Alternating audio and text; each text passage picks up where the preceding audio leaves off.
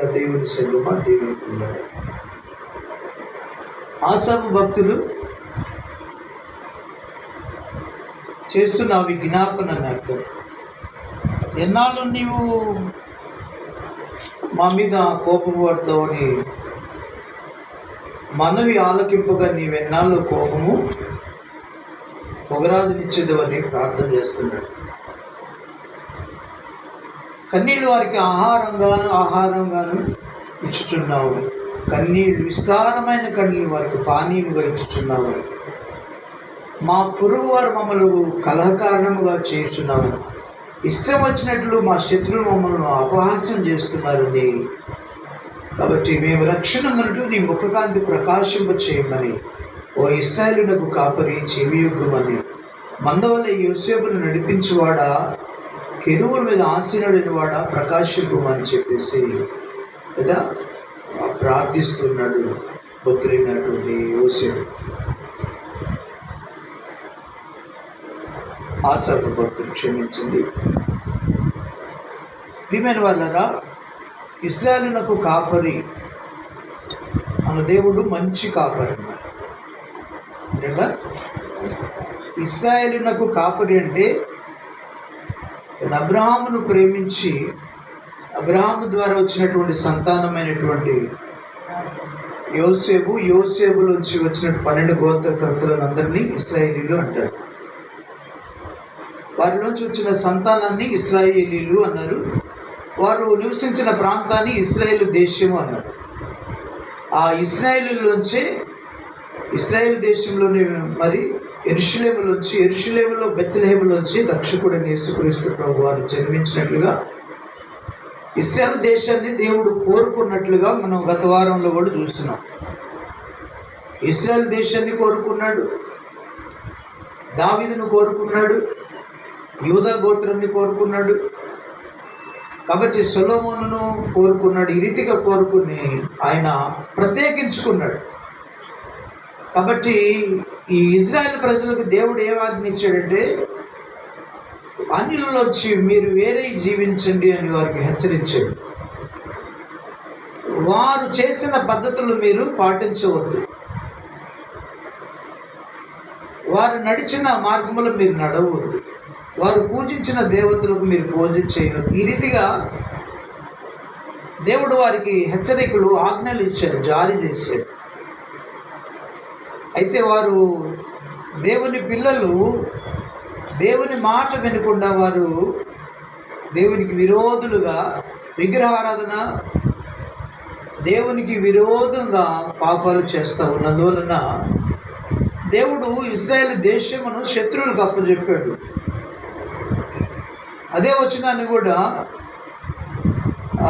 80వ కీర్తనలో ఆయన ఇలాగ సెలవిస్తున్నాడు. 16వ వచనం, అది అగ్ని చేత కాల్చబడి ఉన్నది, నరకబడి ఉన్నది.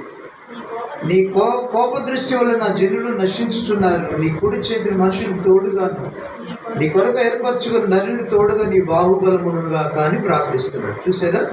కాబట్టి అగ్ని చేత కాల్చివేశారయ్యా, దేవుని ఆలయాన్ని కూల్చివేశారు, పట్టణాన్ని కాల్చివేశారు.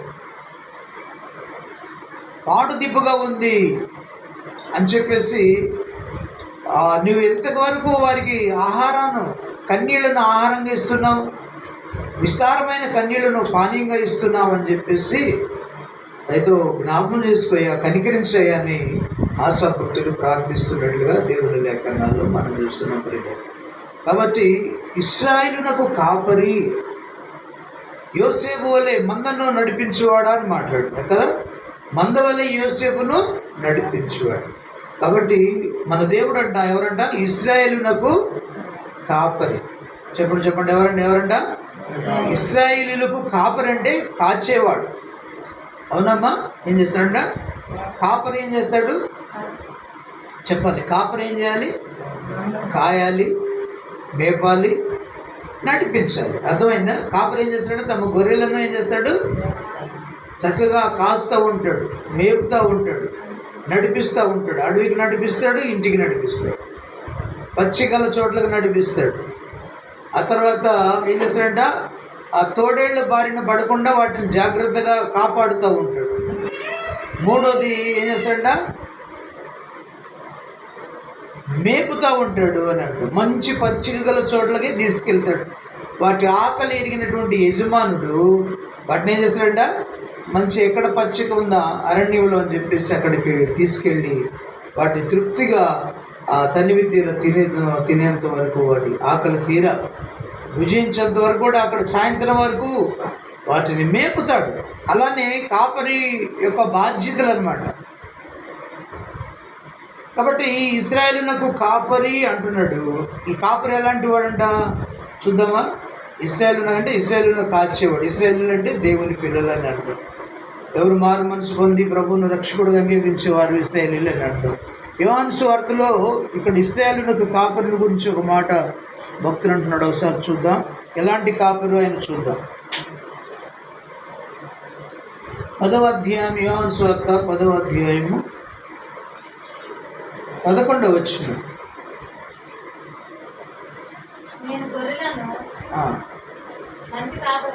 నేను గొర్రెలకు మంచి కాపరిని.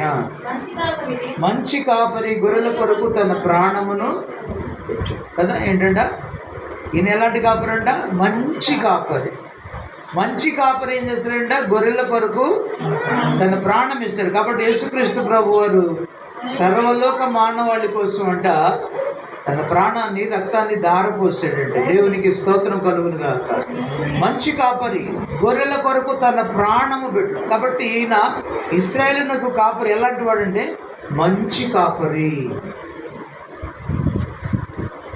మంచి కాపరి గొర్రెలను చక్కగా మేపుతాడు, నడిపిస్తాడు, కాపాడుతాడని అర్థం. మూడవది ఆయన గొప్ప కాపరి అని ఉంటుంది. ఒకసారి చూద్దాం. హెబ్రీయులకు రాసిన పత్రిక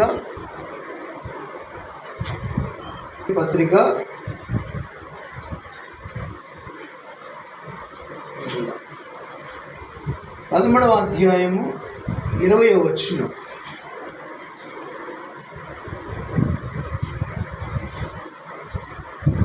గొర్రెల గొప్ప కాపరి అయిన యేసు అను మన ప్రభువును నిత్యమైన నిబంధన సంబంధమైన రక్తమును బట్టి మృతుల నుండి లేపిన సమాధానకర్త దేవుడు యేసుక్రీస్తు ద్వారా తన దృష్టికి అనుకూలమైన దాన్ని మనలో జరిగించుచు ప్రతి మంచి విషయములను తన చిత్త ప్రకారం చేయుటకు మిమ్మల్ని సిద్ధపరచునుగాక. యేసుక్రీస్తు యుగములకు మహిమ కలుగునుగాక. స్తోత్రం చెప్తాం. హల్లెలూయా. గొప్ప కాపరి అంట. ఒకటి ఇశ్రాయేలుకు కాపరి, మంచి కాపరి. రెండవది గొప్ప కాపరిని దేవుని వాక్య భాగంలో మనం చూస్తున్నాం. ఆయన గొప్ప కాపరి ఎందుకంటే గొర్రెల కోసం ప్రాణం ఇచ్చి రక్షణ ఇచ్చాడు కదా. మంచి కాపరి గొర్రెల కొరకు తన ప్రాణాన్ని ఇస్తాడంట. జీతగాడు ఏం చేస్తాడంటే, జీతగాడే కాబట్టి గొర్రెల తోడేళ్ళ చుట్టూ చూసి గొర్రెలను విడిచి పారిపోతాడంట పిల్లగా. కాబట్టి మంచి కాపరేమో తన ప్రాణం ఇచ్చి గొర్రెలకు రక్షణ ఇస్తాడు. జీతగాడేమో గొర్రెల గురించి లక్ష్యం చేయక పారిపోనని 13 వచనంలో, యోహాను సువార్త 10:13 వచనంలో, 12 వచనంలో, జీతగాడు గొర్రెల కాపరి కాడు కనుక గొర్రెలు తమ కానందున తోడేలు వచ్చుట చూచి గొర్రెలను విడిచిపెట్టి పారిపోవును. తోడేలు ఆ గొర్రెలను చెదరగొట్టును. జీతగాడే కనుక గొర్రెల గురించి లక్ష్యం చేయక పారిపోవును. నేను గొర్రెలకు మంచి కాపరిని. దేవునికి మహిమ కలుగుగా. కాబట్టి జీతగాడు ఇక్కడ గొర్రెల కాపరి, రెండు విషయాలు మనకి ప్రస్తుతం మనకు అర్థమవుతుంది. జీతగాడు అయితే గొర్రెలు తోడేళ్ళు వచ్చి చూచింట గొర్రెలను విడిచి పారిపోతాడంట. తోడేళ్ళు అంటే ప్రియమైన వాళ్ళ సాతాను వారి యొక్క సమూహాలని అందరూ. గొర్రెలను విడిచి పారిపోతాడంట, లక్ష్యం పెట్టాడంట. గొర్రెలను బాధపడుతుంటే వాటి గురించి లక్ష్యం పెట్టాడంట. అయితే జీతం మరి గొర్రెల కాపరి మంచి కాపరి అయితేనేమో వాటి కోసం తన ప్రాణాన్ని కూడా ఇస్తాడు. వాటిని రక్షించాలనే ధ్యాస. చెదిరిపోయినటువంటి గొర్రెలను మళ్ళీ తోలుకొని వస్తాడు. కాపరి యొక్క బాధ్యతలు ఒకసారి మరలా మనం లేఖనాల్లో చూద్దాం. యెషయా గ్రంథం కాపరి యొక్క గుణ లక్షణాలు ఒకసారి మనం తెలుసుకున్నాం. ఈ ఇర్మియా గ్రంథం ఇంకా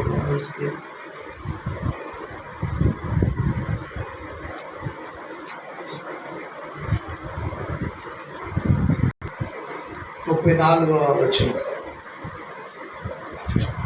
ఇశ్రాయేలుల నరపుత్రుడు ఇశ్రాయేలుల కాపురుల గురించి మాట ప్రవచింపము. ఆ కాపురులతో ఇట్లను, ప్రభువు యెహోవా సెలవిచ్చినదేమనగా, తమ కడుపును నింపుకొని ఇశ్రాయేలు కాపురులకు శ్రమ.